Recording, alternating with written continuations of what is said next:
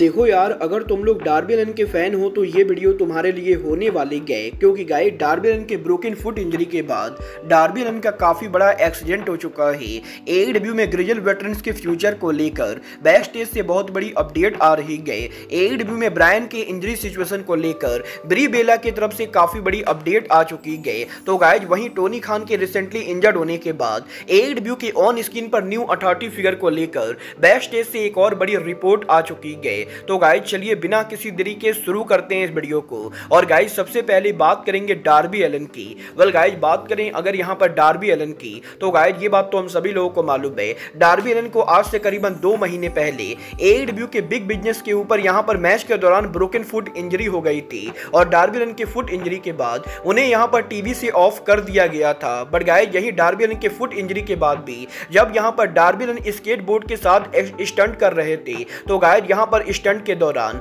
Derby Elon को knows injury हो जाती गई। और गाइस डार्बी एलन के ब्रोकन फुट और नोज इंजरी के बाद आज यहां पर डार्बी एलन का एक बड़ा एक्सीडेंट हो चुका है। वेल गाइस डार्बी एलन ने इंस्टाग्राम के ऊपर खुद यहां पर उनके एक्सीडेंट के पिक्चर को पोस्ट करके ये कंफर्म किया है कि आज यहां पर डार्बी एलन न्यूयॉर्क एरिया के अंदर जब यहां पर रोड को क्रॉस कर रहे थे, उसी समय एक बस के द्वारा डार्बी एलन को ठोक दिया जाता है। और गाइस डार्बी एलन के बस एक्सीडेंट के बाद डार्बी एलन के फेस के ऊपर काफी ज्यादा चोट लगी गई। और गाइस जैसा कि आप लोग देख सकते हो यहां पर डार्बी एलन के नाक और मुंह से ब्लड गिर रहा है। और गाइस यहां पर डार्बी एलन ने यह कंफर्म किया है कि डार्बी एलन के ब्रोकन नोज और ब्रोकन फुट इंजरी के बाद अब एक्सीडेंट की वजह से डार्बी एलन को काफी ज्यादा चोट लग चुकी है। वेल गाइस डार्बी एलन ने यह तो रिवील नहीं किया है कि डार्बी एलन के इस बस से एक्सीडेंट की वजह से डार्बी एलन को कोई ज्यादा सीरियस इंजरी हुई है या नहीं। बट गाइस मैं डेफिनेटली ये कहना चाहूंगा कि अगर यहां पर डार्बी एलन ऐसे ही चुतियापी करते रहेंगे तो गाइस वो दिन दूर नहीं गए जब डार्बी एलन हॉस्पिटल के अंदर ही रहेंगे। क्योंकि गाइस लिटरली जिस बंदे को ऑलरेडी 2 इंजरी हुई है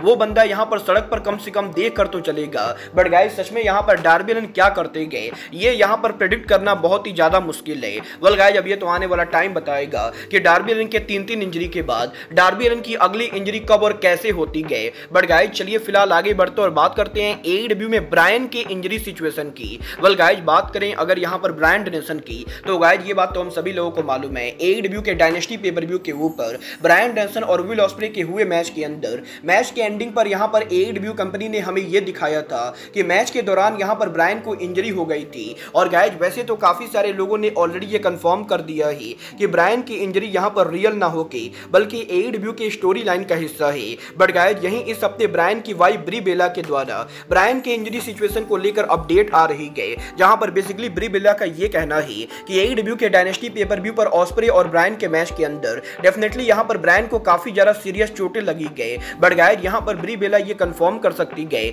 कि ब्रायन डेनिसन को कोई ऐसी इंजरी नहीं हुई गई जिसकी वजह से ब्रायन को सर्जरी करानी पड़ेगी। और बेसिकली ब्रायन यहां पर कुछ दिनों के लिए रेस्ट करने के बाद एईडब्ल्यू के शो पर दोबारा से परफॉर्म कर पाएंगे। वेल गाइस अब ये तो आने वाला टाइम बताएगा कि ब्रायन डेनिसन एईडब्ल्यू के टेलीविजन पर उनका रिटर्न कब करते गए। बट गाइस चलिए फिलहाल आगे बढ़ते और बात करते हैं विल ऑस्प्रे के बॉडी फिजिक की। वेल गाइस बात करें यहां पर विल ऑस्प्रे की, तो गाइस ये बात तो हम सभी लोगों को मालूम है। आज के टाइम के ऊपर विल ऑस्प्रे को मैचेस के मामले में दुनिया का सबसे बेहतरीन रेसलर माना जाता है। बट गाइस यहीं अब विल ऑस्प्रे के बॉडी फिजिक को लेकर WWE hall of famer Kevin नाश के द्वारा विल ऑस्प्रे को इस हफ्ते क्रिटिसाइज किया गया है। जहां पर केविन नाश के रिलेटेड पॉडकास्ट के ऊपर केविन नाश का यह कहना है कि वो यहां पर जब भी विल ऑस्प्रे को देखते गए तो उन्हें यहां पर बिल्कुल भी नहीं लगता है कि विल ऑस्प्रे कोई रियल रेसलर है। और गाइस यहां पर केविन नाश का यह कहना है कि उन्हें यहां पर विल ऑस्प्रे को देखकर हमेशा ये फील आती गई कि यहां पर विल ऑस्प्रे कोई इंडी रेसलिंग पर काम करने वाला बेकार रेसलर है। और गाइस यहां पर बेसिकली केविन नाश का यह कहना है कि क्योंकि विल ऑस्प्रे ने यहां पर काफी ज्यादा बॉडी नहीं बनाई गई तो इसीलिए वो यहां पर टीवी पर देखने में अच्छे नहीं लगते गए। और गाइस केविन नाश का यह मानना है कि विल ऑस्प्रे को अपने बॉडी पर ज्यादा से ज्यादा मेहनत करनी चाहिए। वेल गाइस वैसे तो मुझे ये बात नहीं बोलनी चाहिए, बट गाइस क्योंकि यहां पर ये बात रियल है तो मैं बोल ही देता हूं। गाइस यहां पर केविन नाश वही इंसान थे जो यहां पर एटीट्यूड एरा के अंदर काफी बार ड्रग लेते हुए पाए गए थे। और गाइस यहां पर केविन नाश को यह लगता है कि एस्टेरॉयड लेकर बॉडी बनाना रेसलर को बढ़िया बनाता है। तो मैं यहां पर ऐसी बातों से बिल्कुल भी एग्री नहीं करता हूं और मुझे तो कहीं से भी नहीं लगता है कि विल ऑस्प्रे को उनकी बॉडी में कोई भी चेंज करने की जरूरत है। क्योंकि गाइस ऑलरेडी ऑस्प्रे ने पिछले 10 साल के अंदर उनके फिजिक के अंदर काफी सारे चेंजेस किए हैं। और मैं यहां पर केविन नाश की इस फालतू बात से बिल्कुल भी एग्री नहीं करता हूं। बट गाइस आपको क्या लगता है विल ऑस्प्रे को उनकी बॉडी में इंप्रूवमेंट करनी चाहिए या नहीं? आप लोग मुझे कमेंट करके बताएंगे। बट गाइज चलिए फिलहाल आगे बढ़ते हैं और बात करते हैं ग्रिजलेड यंग वेटरन्स के AEW पर फ्यूचर की। वेल गाइज ये बात तो हम सभी लोगों ने देखी।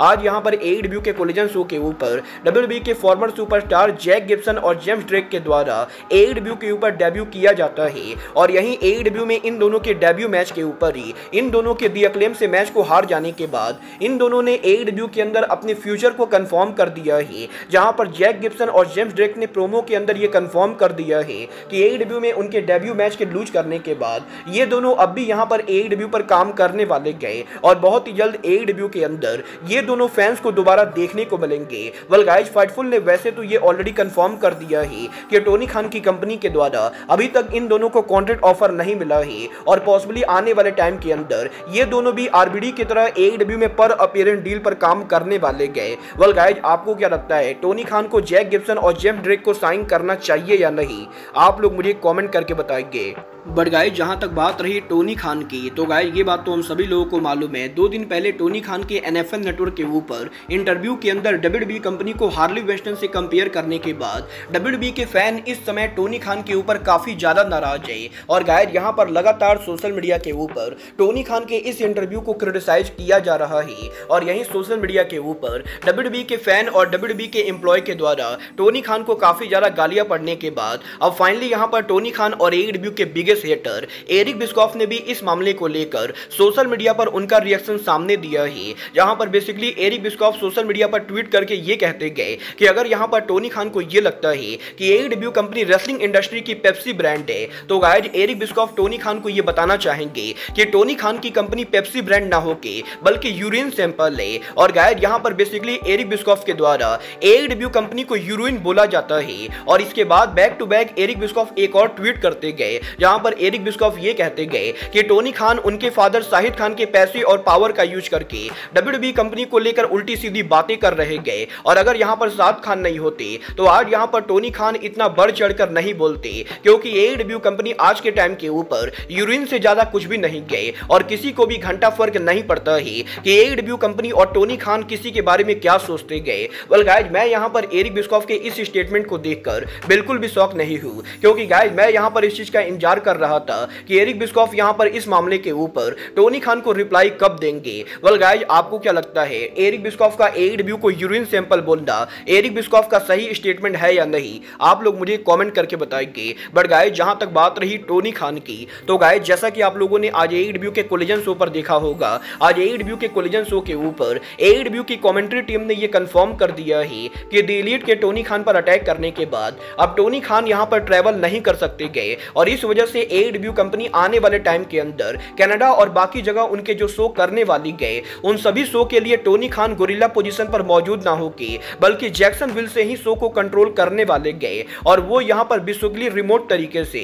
AEW के शो को कंट्रोल करेंगे। और अब जबकि टोनी खान स्टोरी लाइन के हिसाब से AEW के शो के लिए ट्रैवल नहीं कर सकते गए, तो गाइज इस चीज को लेकर रूमर चल रही गए कि पॉसिबली फाइनली AEW के अंदर टोनी खान ऑन स्क्रीन के ऊपर किसी को अथॉरिटी फिगर में डालने वाले गए और करंटली जिन 2 नाम को लेकर सबसे ज्यादा रूमर चल रही गए वो 2 नाम केनी ओमेगा और ब्रायन डेनियल्सन है। और क्योंकि already next week Dynamite show के ऊपर केनी ओमेगा का रिटर्न अनाउंस हो चुका है, तो गाइज इस चीज को लेकर रूमर चल रही गए कि पॉसिबली टोनी खान जब तक स्टोरी लाइन के हिसाब से AEW के अंदर इंजर्ड रहेंगे तब तक यहां पर केनी ओमेगा AEW के शो के ऊपर हमें यहां पर ऑन स्क्रीन पर अथॉरिटी रोल प्ले करते हुए दिखाई दे सकते गए। बट गाइज यहां पर केनी ओमेगा के अलावा ब्रायन डेनियल्सन के भी ऑन स्क्रीन पर अथॉरिटी रोल को लेकर काफी सारी रूमर चल रही गए, क्योंकि गाइज काफी बार टोनी खान के उनके इंटरव्यू के अंदर टोनी खान ने खुद ये कहा है कि अगर यहां पर कभी भी कुछ ऐसा होता है कि वो यहां पर AEW के शो पर काम नहीं कर पाएंगे तो गाइज टोनी खान के बाद ब्रायन वो दूसरे आदमी होंगे जो AEW कंपनी को कंट्रोल करेंगे। और अब जबकि फाइनली स्टोरी लाइन के हिसाब से टोनी खान AEW के शो को बुक नहीं कर सकते गए, तो गाइज हो सकता है AEW के अंदर ब्रायन यहां पर ऑन स्क्रीन के ऊपर टोनी खान को रिप्लेस करे। वेल गाइज आपको क्या लगता है, AEW कंपनी में केनी ओमेगा और ब्रायन डेनियल्सन में से किसको यहां पर ऑन स्क्रीन के ऊपर अथॉरिटी रोल प्ले करना चाहिए? आप लोग मुझे कमेंट करके बताएंगे। बट गाइज अब आज के इस वीडियो में बस इतना ही, मैं मिलता हूं आपसे अपने अगले वीडियो में। बट गाइज तब तक के लिए goodbye, good night and bang.